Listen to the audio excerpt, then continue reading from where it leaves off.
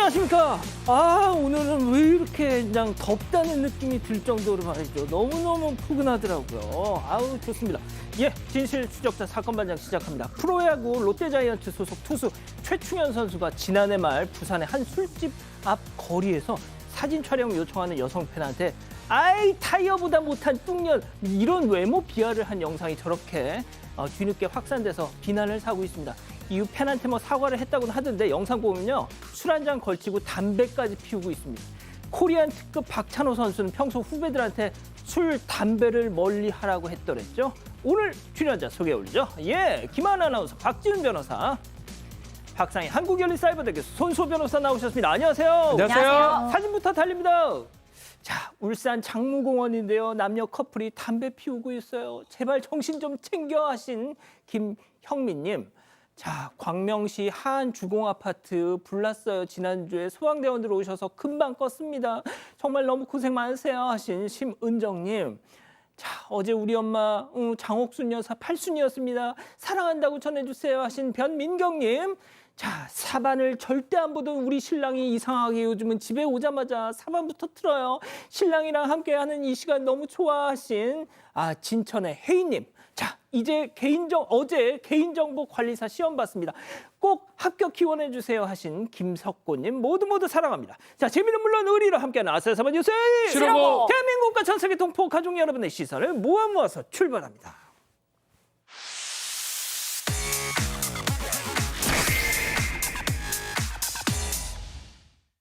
첫 번째 가볼까요?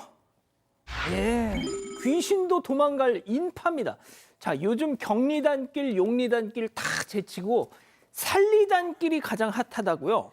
네, 충남 예산군 산속에 위치한 저수지 살목지가 괴담을 좋아하는 MZ세대들 사이에서 지금 가장 핫한 장소라고 합니다. 그러니까 많은 사람들이 이 살목지를 가는 이유가 뭐냐면요. 지상파 프로그램에서 한번 살목지에 얽힌 공포 이야기가 화제가 된 데다가 많은 분들이 들어보셨을 텐데 지금 영화 살목지가 개봉을 했는데 첫 주말 박스오피스 1위입니다. 그래서 여기서 이제 공포 체험을 하려고 하는 거예요. 한 누리꾼이 올린 내비게이션 화면에서는 지금 살목지로 향하는 차량은 무려 90대. 라는 새벽 3시에 지금 저거는 새벽 3시에 저렇게 줄지어 기다리고 있는 차량이라고 합니다. 자, 낚시꾼들 사이에서 도는 괴담 하나 소개해 드릴게요. 찌가 막 움직이길래 건져 올렸더니 사람 머리칼이 엉켜 있더래요. 하지만 이렇게 사람이 많이 몰리면 귀신도 무서워하지 않을까 싶습니다. 누리꾼들도 물귀신도 양기에 눌리겠다, 귀신도 잠 좀 자자, 이런 반응을 보였고요. 조금 있으면 옥수수랑 커피도 팔겠네, 이런 반응도 보였습니다. 단 여러분, 살목지는 캠핑이나 야영이 금지된 공공시설이기 때문에 무단 취사 및 쓰레기 투기를 하면 법적으로 처벌을 받을 수 있다고 하니까요. 각별하게 주의해 주시기 바랍니다. 그렇군요. 좋습니다. 다음 이어가죠. 주차장이 모텔. 자, 대낮에 벌어진 충격적인 상황 제보 영상 만나보시죠. 한 가정집 주차장에 렌트카 한 대가 저렇게 쓱 들어옵니다. 자, 그리고요, 남녀 커플이 내리더니 뒷좌석으로 함께 탑승을 하는데요. 자, 그렇게 잠시 20여 분 정도가 흐르고 드디어 남자가 먼저 뒷차 문을 열고 이렇게 내릴 것 같아요. 그리고 또 뒤이어서 여성이 내립니다. 그런데 저 여성 옷 매무새를 고치고 있습니다. 박 변호사님, 네. 아무래도 제가 짐작하는 그 행동을 한 것 같은데요. 시간이나 봐서는 그렇게 예상이 되시죠, 사실은. 근데 문제가 저기가 한 가정집의 주차장이고요. 대낮입니다. 대낮 12시에 이렇게 렌터카로 보이는 차량이 들어와서 CCTV 봐보니까 20분간 뒤로 갔다가 옷을 좀 고쳐 입고 치마를 쓱 올리는 그런 모습으로 봤을 때는 추측되는 거라고 하는데, 글쎄요, 이게 참 이 시간에 이렇게 남의 집 앞에서 좀 납득하기 어렵고, 요 행동만 한 게 아니에요. 나간 자리에는 또 이런저런 쓰레기도 버려놓고 그 자리에서 이탈을 했다고 합니다. 저 쓰레기가 어떤 쓰레기인지는 손 변호사님 제가 설명은 드리지 않겠습니다. 네, 시간이 정오잖아요. 한날이잖아요. 그리고 저 자리가 주차장이기도 하지만 바로 길과 붙어 있습니다. 근데 버스까지 다니는 2차로 도로하고 바로 붙어 있는 곳이거든요. 그래서 이 제보자가 이건 진짜 이건 아니다라고 생각해서 경찰에 신고를 하고 싶은데 예. 근데 또 영상을 보니까 안타깝게도 차 번호판이 제대로 안 나왔다. 이게 식별이 되지 않아가지고 신고를 하지 못하는 상황이라고 합니다. 진짜 좀 저런 거 좀 하지 마라. 자, 다음 이어갑니다. 자, 주차 매너 실종입니다. 먼저 첫 번째 제보 영상 만나보시죠. 아저씨, 지금 출근 시간이에요. 정말 위험합니다. 아니, 좀 더 좋게 봐주셔야죠. 네? 아니, 그럼 비상등이랑 키고 계셔야지. 앞에 나이트 켜놨죠? 아니, 위험해요. 이거 칼 전부 다 나한테 뭐라 그래? 아니, 위험하니까 그러죠. 칼 전부 다 나한테 소리 지르라고. 아니, 지나가는 놈들마다 전부 나한테 욕을 하네. 라면 혹시 나한테 문제가 있는 거 아닌지 좀 짐작을 할 수 있는 거 아닙니까? 그렇죠. 다 뭐라고 할 땐 이유가 있지 않을까 저도 그러니까요. 그렇게 생각을 하는데요. 자, 바로 그제 토요일에 전라남도 영암군에서 일어난 일입니다. 이 제보자가 오전 6시쯤에 자전거를 타고 출근을 하고 있는데 자전거 전용 도로 위에 웬 큰 트레일러 한 대가 저렇게 주차를 하고 있었다고 해요. 여기가 이렇게 영상으로 봤을 땐 잘 안 보이는데 내리막길이었다고 하고요. 차도를 지나가려면 좀 위험한 상황이었다고 합니다. 그래서 제보자가 위험할 수 있다. 좀 더 좋게 주차해 두셔라. 격하지 않게 한마디 하고 지나가려고 하는데 갑자기 차주로 보이는 남성이 달려들어서는 신고해 라면서 소리를 지르는 겁니다. 아니, 왜 지나가는 사람들마다 전부 다 나한테 뭐라고 하냐면서 오히려 적반하장으로 나왔습니다. 손 변호사님, 네. 그럼 지나가는 사람들마다 한마디씩 하지 뭐 칭찬을 하겠어 그럼? 저렇게 해놨는데. 오히려 지나가는 사람들이 말을 하지 않으면 그게 더 문제인 것 같습니다. 저도 당연히 말을 할 수밖에 없는 그런 상황이 아닌가 싶네요. 일어서면 민폐? 아하. 자, 집단 지성의 판단을 받아보고 싶으시다면서 제보해 주신 사연 들어보시죠. 안녕하세요. 저와 아내는 야구를 사랑하는 40대 부부입니다. 얼마 전 초등학생 딸아이와 함께 야구를 보러 서울 고척돔을 찾았는데요. 그런데 뒷자리에 앉은 커플, 남자친구가 여자친구에게 야구 규칙을 열심히 설명해 주더라고요. 그러다가 경기가 시작됐는데 시작하자마자 뒤에서 갑자기 말을 걸어오는 겁니다. 앞에 분들 좀 앉아달라는 거예요. 그래서 군말 없이 자리에 앉았습니다. 그런데 경기가 점점 달아오르고 드디어 우리 팀 공격 타임! 흥분한 딸아이가 벌떡 자리에서 일어났는데요. 주변을 보니까 다들 일어나 있었고 딸아이 키도 아직 140cm 정도라서 뭐 괜찮겠지 생각을 했습니다. 바로 그 순간 누군가 제 어깨를 탁 두드리는 건데요. 저기요, 지금 따님 때문에 제가 앞이 하나도 안 보이거든요. 좀 앉게 해주세요. 아이고, 죄송합니다. 근데 그 공격 타이밍 이제 딴 사람들 다 서서 응원하는데 좀 어째 같이 응원하시죠. 그건 아니죠. 앉게 해주세요. 딴 데 응원합니까? 야, 응원이라는 게 서서 소리 질러 이게 막 세강 막 이게 아닙니까? 아니, 그럼 애당초 응원석으로 가셨어야죠. 빨리 앉으세요. 참 이거 참. 그렇게 뒷자리 여성은 잔뜩 화를 내면서 자리로 돌아가더라고요. 그런데 저희 가족도 좀 억울한 게요. 야구장은 열심히 응원을 하는 공간이고 자리도 엄연히 3루 내야석. 저희 주변 사람들도 전부 다 일어나 있었습니다. 저희 가족이 그렇게 진상인가요?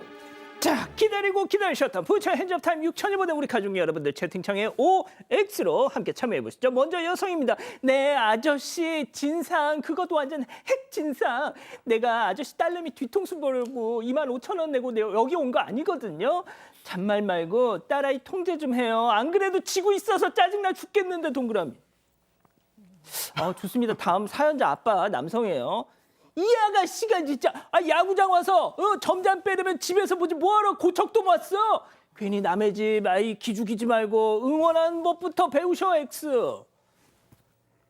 손 변호사님. 깜짝이야, 손 변호사님. 네, 사실 야구장이나 축구장이나 농구장에서 요즘에 이런 갈등이 꽤 종종 벌어집니다. 맞아요. 네, 그런데 중요한 거는 당시 분위기인 것 같아요. 그래서 주변에서 좀 대체로 다 조용하게 앉아서 보는데 몇 명만 좀 일어났다 이러면은 그건 좀 문제가 되겠죠. 그런데 일단 제보자의 이야기에 따르면 다 일어났다. 그렇다면 오히려 일어나지 않는 게 좀 이상한 거 아닌가라는 생각이 들어서 참 어려운 문제입니다만 일단은 X를 들었습니다. 자, 교수님. 네, 저는 사실 야구를 잘 몰라서 야구장 딱 한 번밖에 못 가봤거든요. 그래서 이 분위기가 잘못된 건가 이렇게 생각을 했는데 제가 그때 한 번 갔을 때는 야구 자체를 저는 잘 모르니까 잘 즐기지 못하는데 그 분위기가 다 같이 너무 축제 분위기고 너무 재밌더라고요. 노래도 다 같이 부르고 그래서 아 여기는 한마음 한뜻으로 같이 즐기는 게 핵심이구나라는 생각이 들었는데 이렇게 하면 그렇게 즐길 수가 없잖아요.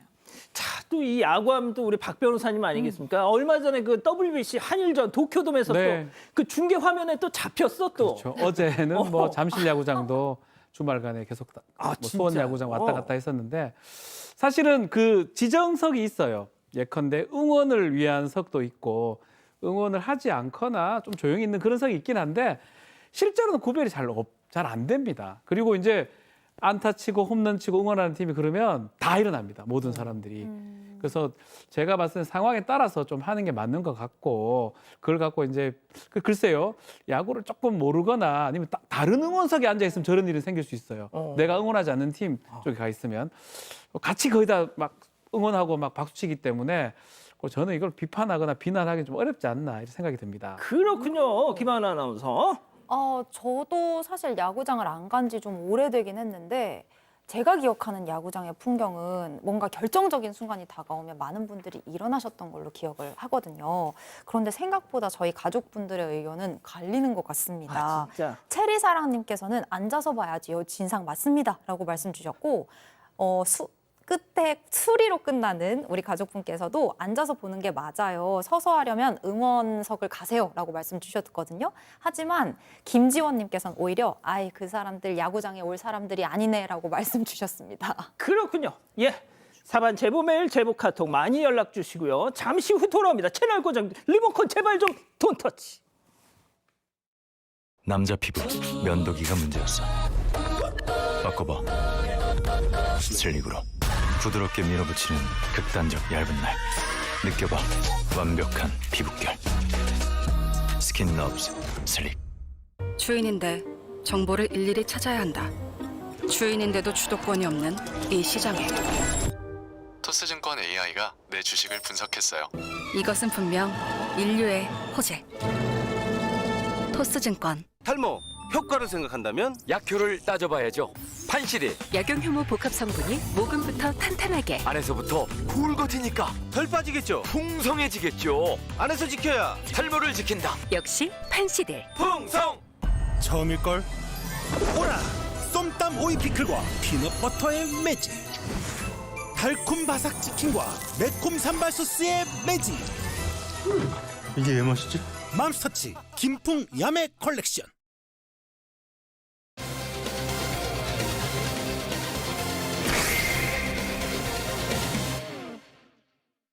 성추행 혐의로 재판 중인 홍원표 전 예산군 의원이 또다시 무소속으로 출마하겠다고 밝혀 논란입니다. 홍 전 의원이 성추행 혐의에 대해 부인하다가 피해자에게 현금을 건네며 처벌불원서를 요구했다는 주장입니다.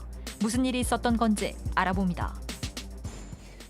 예, 지방선거 한 2달 정도 남았습니다. 뭐 아직은 예비 후보 신분이긴 합니다만 그 예비 후보가 또 본 후보로 등록을 할 수 있으니까 말이죠. 자, 한 예비 후보의 자격을 놓고 지금 논란이 커지고 있습니다. 성추행으로 지난해 의원직을 내려놨던 인물이 또다시 출마를 선언했다. 네, 그렇습니다. 충남 예산의 홍원표 군의원에 대한 얘기인데요. 지난해 9월에 술집 복도에서 여성을 강제 추행한 사실이 알려지면서 논란이 됐죠. 그때 피해 여성에게 가게 직원으로 착각했다라는 내용의 자필 사과문을 보낸 사실까지 알려지면서 공분이 확산이 됐습니다. 그 후에 국민의힘을 탈당을 했고요. 의원직에서 자진 사퇴를 했습니다. 그런데 지난 3월에 지역 주민들한테 무소속 출마를 알리는 문자 메시지를 보냈어요. 그리고 현재는 선거운동을 활발하게 하고 있다고 합니다.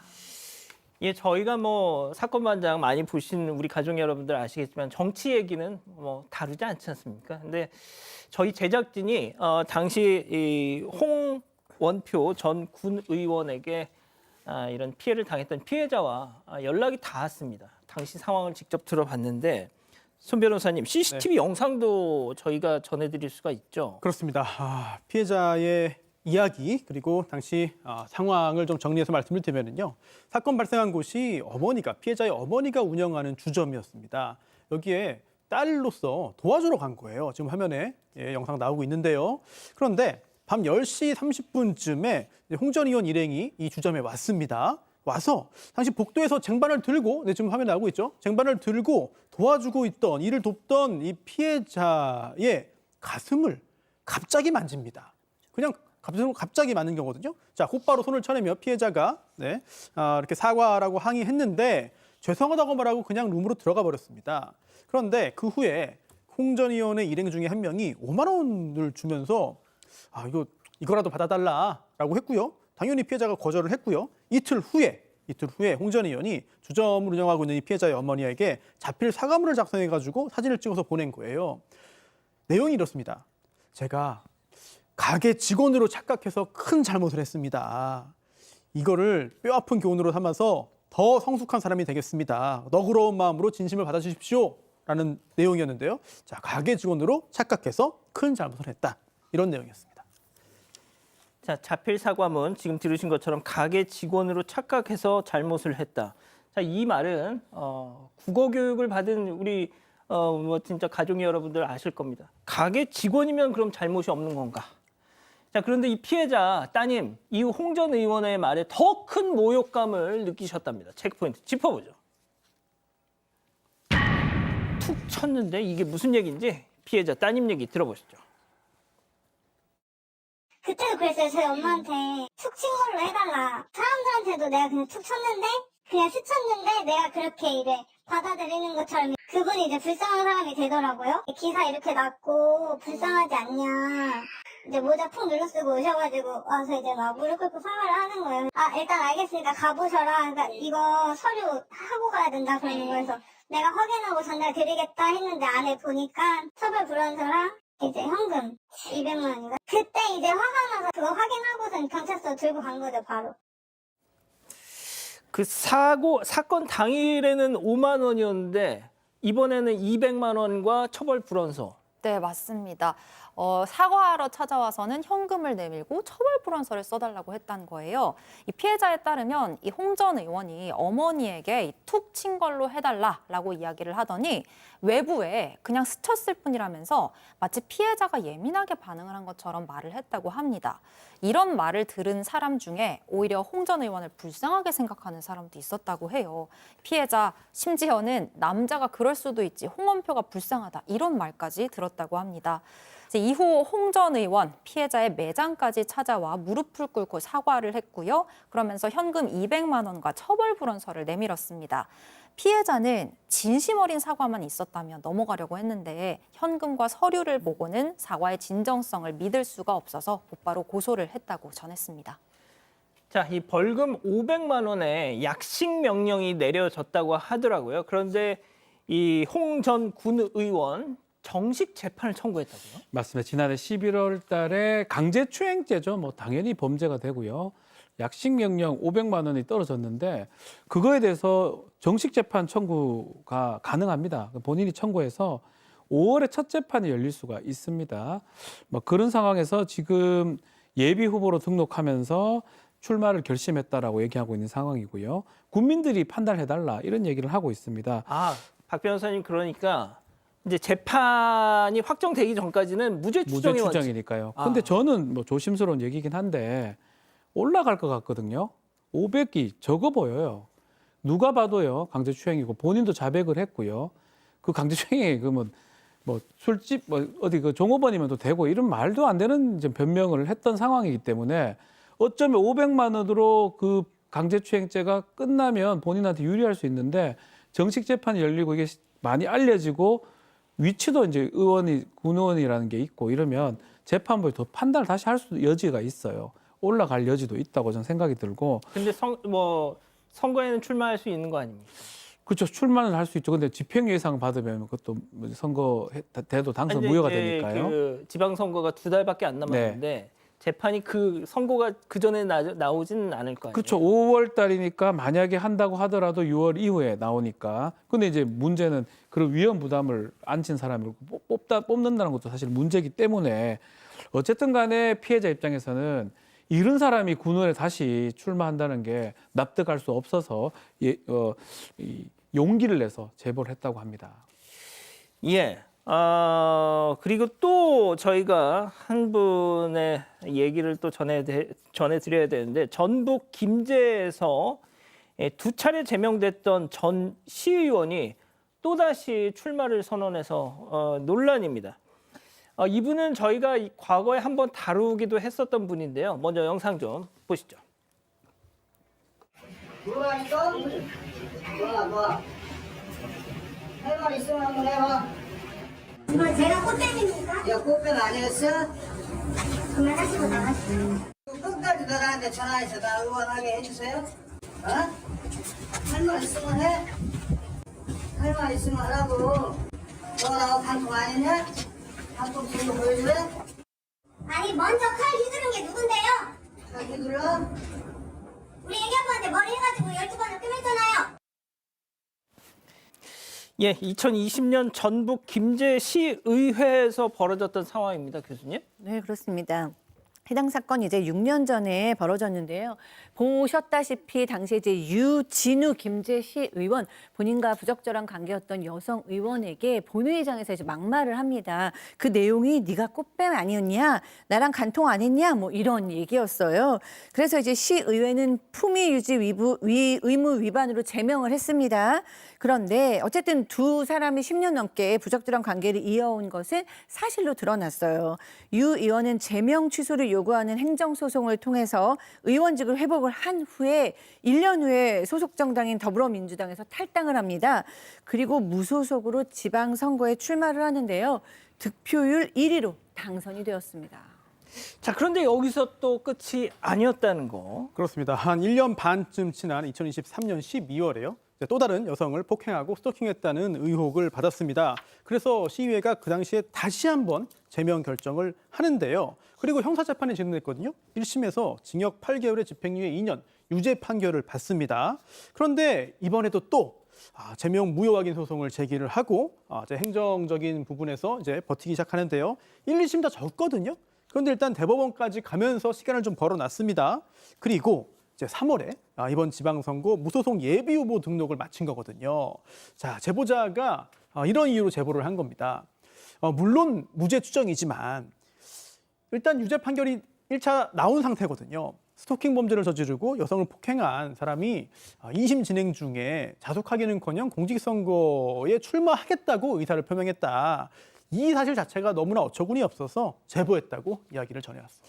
예, 유진우 전 시의원 같은 경우는 앞서 보셨던 그 불륜, 동료 의원과의 불륜, 이거는 그때 제명이 됐다가 징계 절차에 하자가 있다는 법원 판결에 따라서 의원직을 되찾았었는데, 앞서 보신 또 스토킹 이런 사건, 지금 그건 박 변호사님, 지금 대법원 판단이 남아 있긴 합니다만, 그래서 또 역시 무죄 추정이어서 그렇죠. 출마를 할 수는 있는 거죠. 뭐 법적으로야, 예. 헌법적으로야 무죄 추정 원칙이 있기 때문에 가능한데, 그렇지만 무죄 추정의 원칙이 1심, 2심에서 유죄가 난 게 그렇게 바뀔 가능성이 높지 않잖아요. 그러니까 본인이 판단을 하는 거예요. 그게 법적인 권리인 거 하고 본인이 판단받고 본인이 선택받아야 되는데, 저게 지금 무죄가 되겠습니까? 그게 말이 됩니까? 국민들이 아니면 시민들이 판단하는 게. 예. 유죄가 됩니다. 예. 유진우 전 시의원 같은 경우는 제가 그 지금 지역에 걸어놓은 사무실 그 걸개 그림을 봤더니 캐치프레이즈가 이렇습니다. 새로운 마음으로 새롭게 태어나겠습니다. 자, 첫 번째 사건 정리하고요. 두 번째 이어갑니다.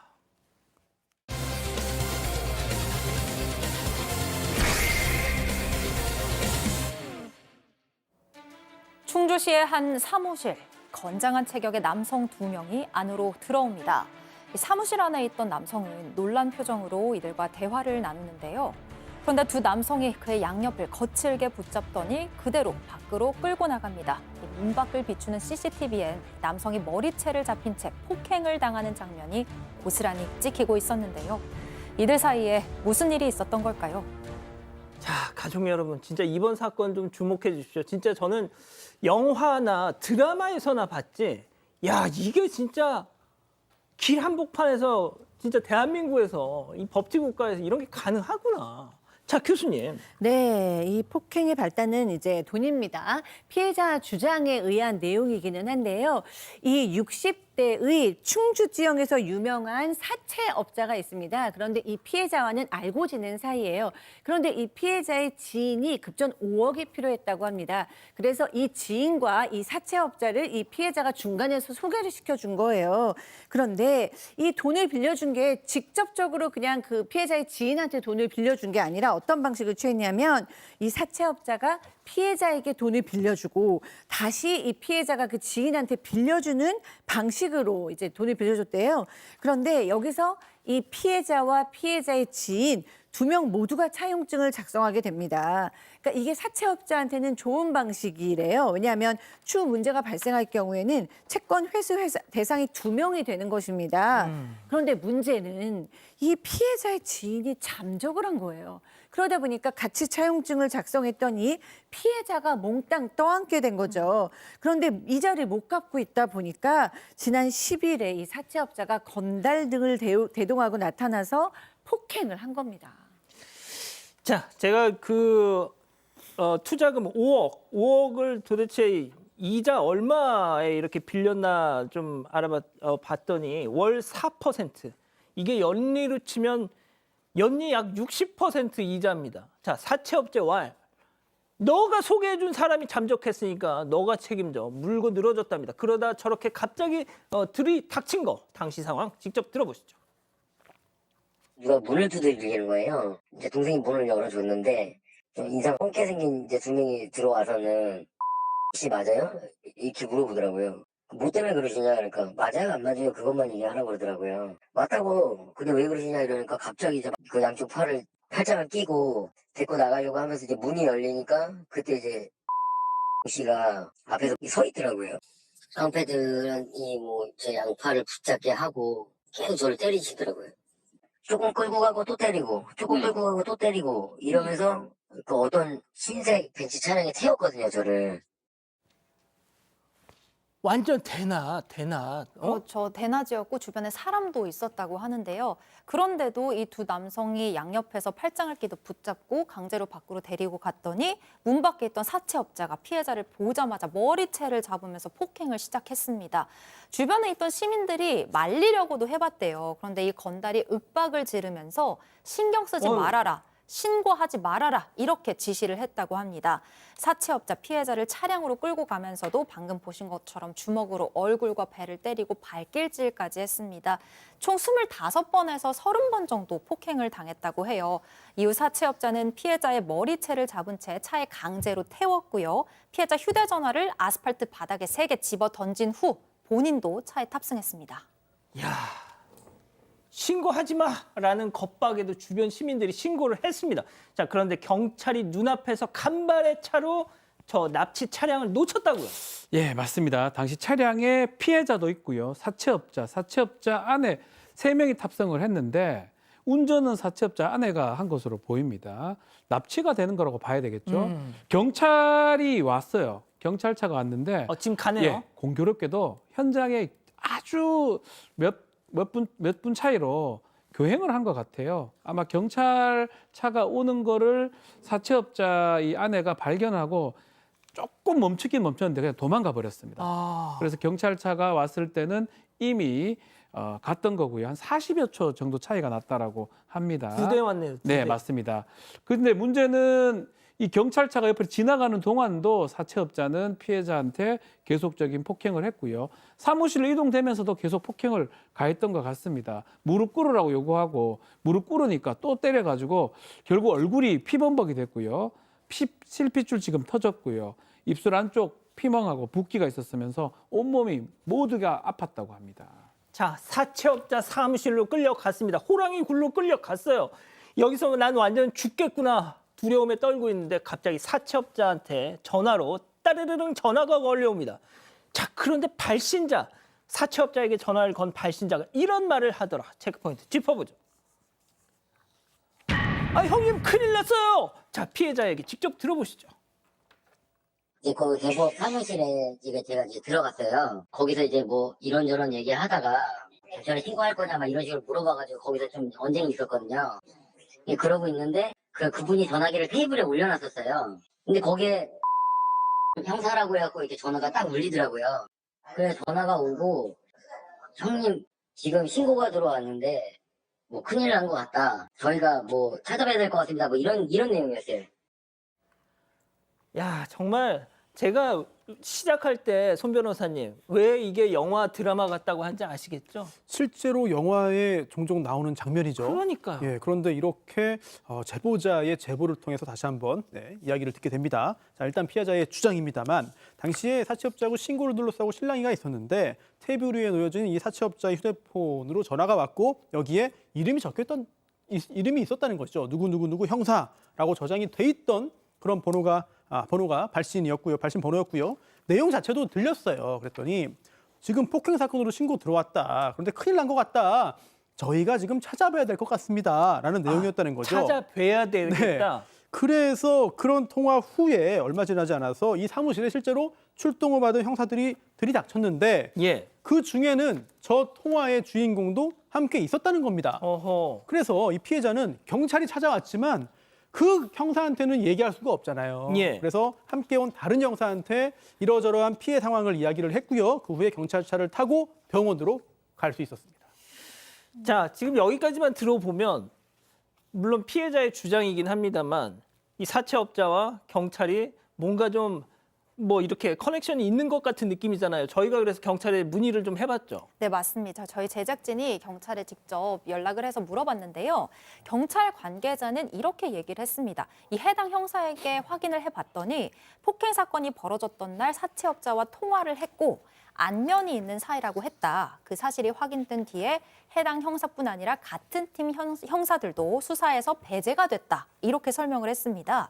그러면서 이 해당 형사가 전화를 했던 건 사채업자의 위치를 확인하기 위함이었고 현장에서 사채업자를 긴급 체포한 게 이 해당 형사였다는 말도 덧붙였고요. 해당 형사에 대해서 수사 감찰도 진행할 예정이라고 했는데요. 하지만 피해자 측은 이 사채업자가 평소에 지역 경찰과의 친분을 자랑하고 그걸로 협박을 하기도 했기 때문에 수사가 제대로 되지 않을까 봐 불안하고 두렵다는 입장입니다. 이번 사건 전에도 그 해당 지인의 돈 문제로 이 피해자가 사채업자에게 당구 큐대로 맞고 사채업자 아들한테 전화로 협박을 당한 적이 있다고 해요.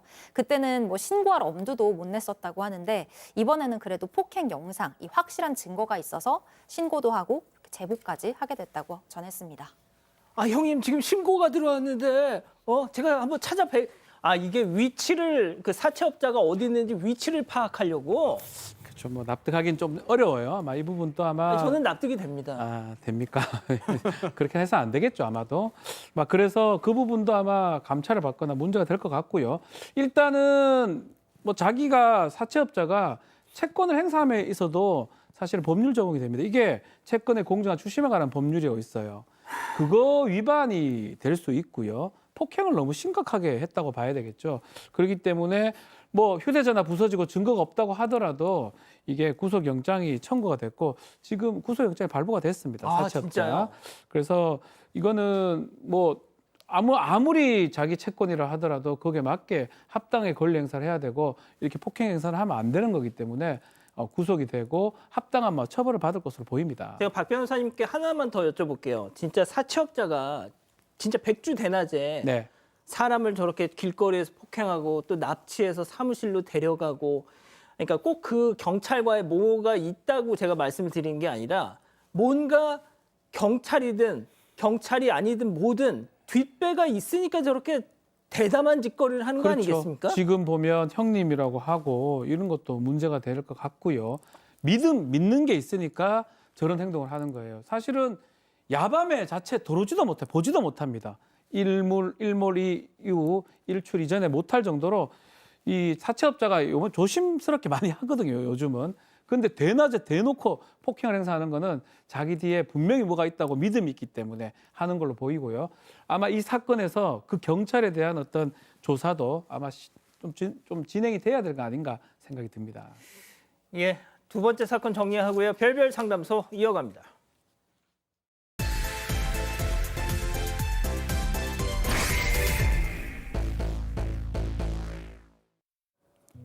가정 형편이 어려워 어릴 때부터 식모살이를 하고 공장에도 다녔다는 한 여성.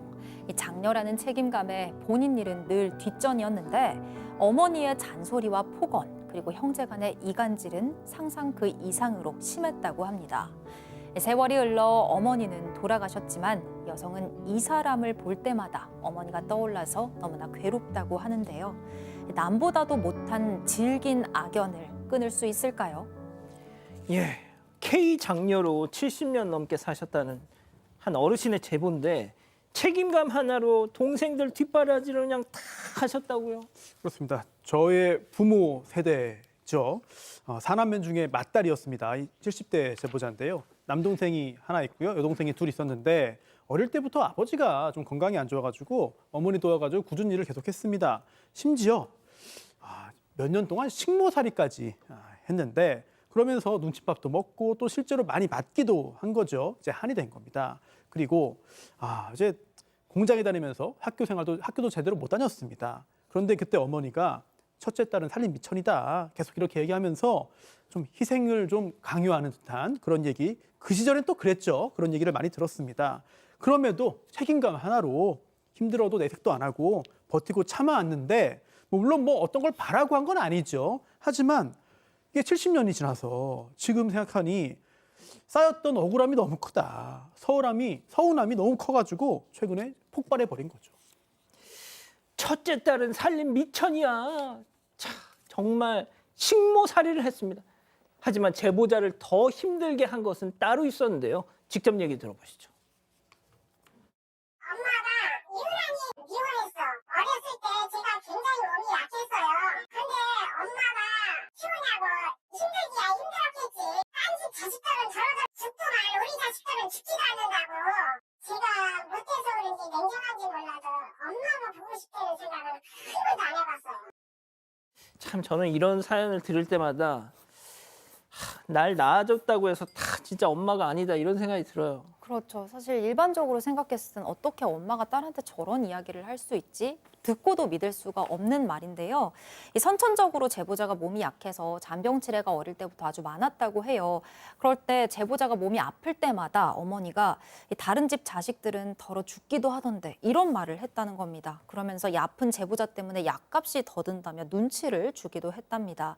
또 유난히 제보자한테 더 엄격하고 불만이 많았던 어머니는 설거지나 빨래, 청소를 제보자가 다 해놔도 못마땅하게만 여기고 구박하고 잔소리하고 지금으로 치면 아동학대, 아동착취였다고 할 만큼 좀 심하게 대했다고 합니다. 자, 그런데 이 엄마 가관입니다. 오히려 자식들 사이를 이간질했다면서요.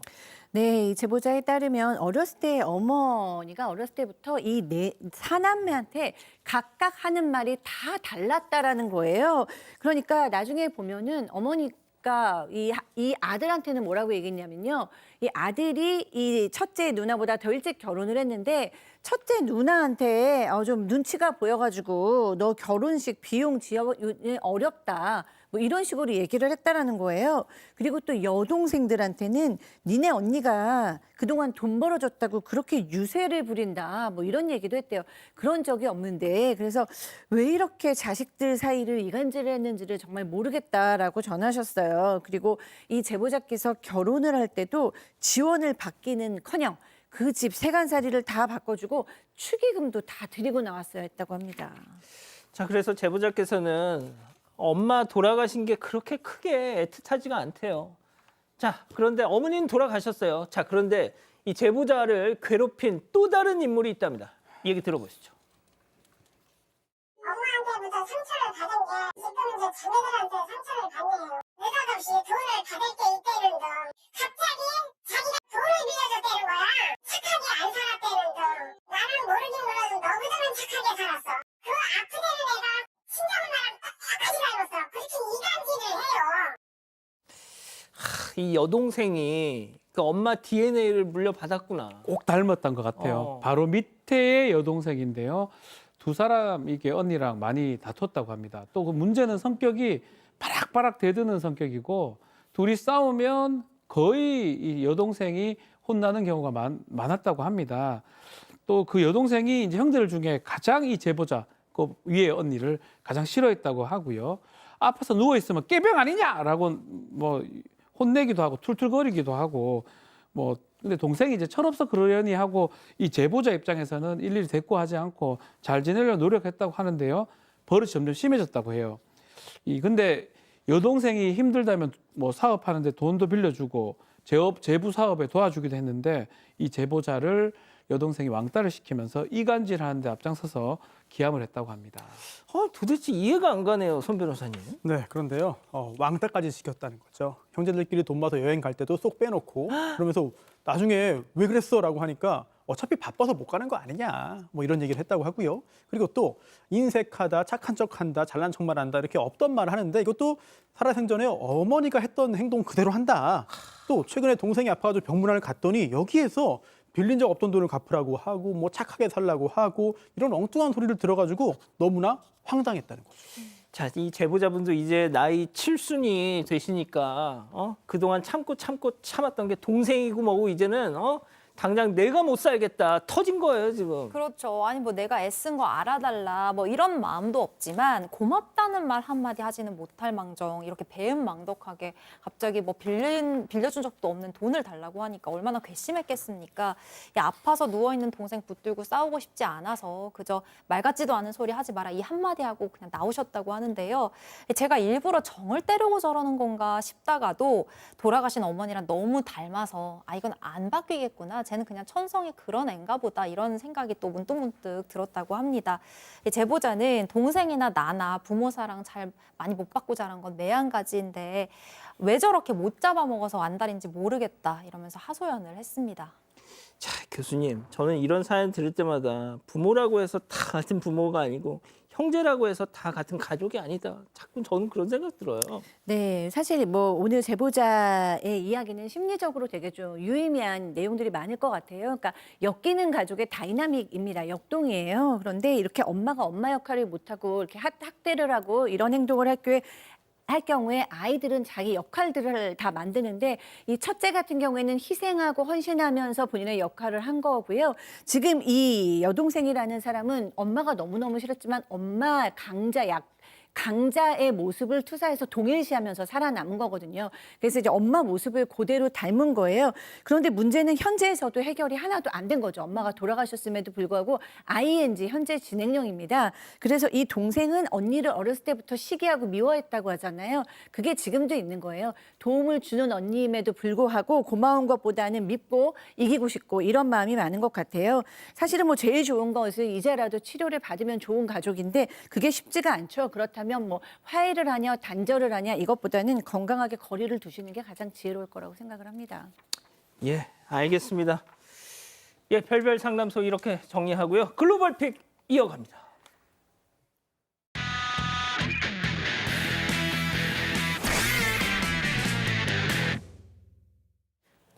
건널목 앞에 선 두 남성이 대화를 나누며 기차가 지나가기를 기다리고 있는데요. 불안합니다. 두 남성의 코앞까지 기차가 다가온 순간 또, 오토바이 뭐. 한 대가 다가옵니다. 아유. 기차가 오토바이 뒷바퀴를 스치고 지나가고 그 충격으로 운전자가 앞으로 밀려서 넘어지는데요. 그 탓에 가만히 대기 중이던 두 남성까지 봉변을 당했습니다. 도미노처럼. 괜한 피해만 입은 남성 아유. 분노를 참지 못하고 상대 오토바이를 향해서 발길질도 하는데요. 열 받죠, 당연히. 운전자가 통화에 집중한 나머지 오토바이를 미처 멈추지 못해서 벌어진 일이었습니다. 운전 중엔 단 몇 초의 방심이 위기를 부를 수 있다는 점 잊지 마셔야겠습니다. 손 변호사님, 통화 때문에 저 기차를 못 봤다는 건 비겁한 변명 같아요. 그러니까요. 그리고 서울 시내에도 저런 구조가 꽤 많거든요. 네, 조심하셔야 됩니다. 정말 큰일 납니다. 그러니까요. 다음 이어갑니다. 버스 안에서 오손도손 이야기를 나누던 한 승객 무언가를 보고 화살짝 놀라는데요. 왜? 바로 상의를 벗은 한 남성이 한 손에는 술병을 다른 손에는 폭죽을 든 채 나타난 겁니다. 펑! 폭발과 함께 연기가 버스를 가득 채우는데요. 놀란 승객이 한급히 버스에서 내리고 다른 승객들은 앉은 자리에서 얼어붙고 납니다. 정작 버스를 압수사라장으로 만든 남성은 태연히 짐을 챙기고 떠나갑니다. 제군요. 사고 이후에 자택에서 체포된 남성, 최대 3년의 징역형이 내려질 수도 있다고 합니다. 술에 취해서 벌인 한순간의 객기 탓에 결국 큰 대가를 치르게 됐습니다. 다음 이어갑니다. 집으로 들어온 여성 자신을 따라온 앵무새에 놀라서 몸부림을 칩니다. 앵무새는 날개를 펄럭이면서 유유히 집 밖으로 빠져나가는데요. 어떻게 또 앵무새가 왔어? 잠깐의 소동 이후 여성은 평화롭게 휴식을 취합니다. 그런데 또다시 집안으로 난입한 앵무새 푸삭푸삭거리면서 여성을 끈질기게 달라붙습니다. 여성이 집안을 사방팔방 뛰어다니면서 떼어놓으려고 안간힘을 써보지만 앵무새의 뚝심이 한 수 위입니다. 슬슬 안정을 찾은 여성, 콩콩 점프도 해보고 옷을 펄럭펄럭거리기도 하면서 좀 더 전략적으로 접근을 해보지만 여전히 요지부동입니다. 야, 이거 나 키우라는 얘기 아니에요? 아무래도 이 여성 앵무새의 마음에 쏙 들었나 봅니다. 졸지에 원치 않는 룸메이트 하나 들이게 생겼습니다. 아, 박 교수님 저럴 때 어떻게 해법이 있을까요? 그냥 키워야 될 것 같아요. 앵무새랑 사람이랑 그렇게 잘 지낸대요. 아, 진짜. 마지막 영상 이어갑니다. 한 주택 앞을 흑곰 한 마리가 어슬렁어슬렁 맴돌고 있습니다. 보기만 해도 오금이 저리는 상황. 그런데 흑곰이 나타난 게 이번이 처음이 아니었는데요. 주기적으로 찾아오는 불청객들 때문에 그동안 단단히 벼르고 있었던 걸까요? 주택 앞에 또다시 나타난 흑곰 2마리를 향해서 두 반려견이 반격을 가하기 시작합니다. 한 흑곰이 쌩 나무 위로 올라가 버린 사이에 남은 흑곰을 향해서 공격을 집중하는데요. 니들이 이겨. 아무리 수싸움에서 밀린다 한들 덩치가 훨씬 큰 흑곰이지만 두 반려견 기세가 장난이 아니에요. 그 기세에 밀렸습니다. 결국 쩔쩔 매다가 나무 위로 주랭랑을 쳤어요. 완전 졌어. 흑곰마저 겁먹게 만든 두 반려견의 용맹함. 주인 입장에서 진짜 든든할 것 같습니다. 박 변호사님, 역시 싸움은 기세다. 기세입니다. 깡이다. 곰이 100% 이기거든요. 기세에서 완전 져버렸어요. 우와. 곰은 뭐라고 했을까요? 겁을 먹고. 예, 좋습니다. 사랑하는 사건반장 가족 여러분, 저희는 내일도 4반 750 저녁 7시 50분에 다시 옵니다. 안녕히 계십시오.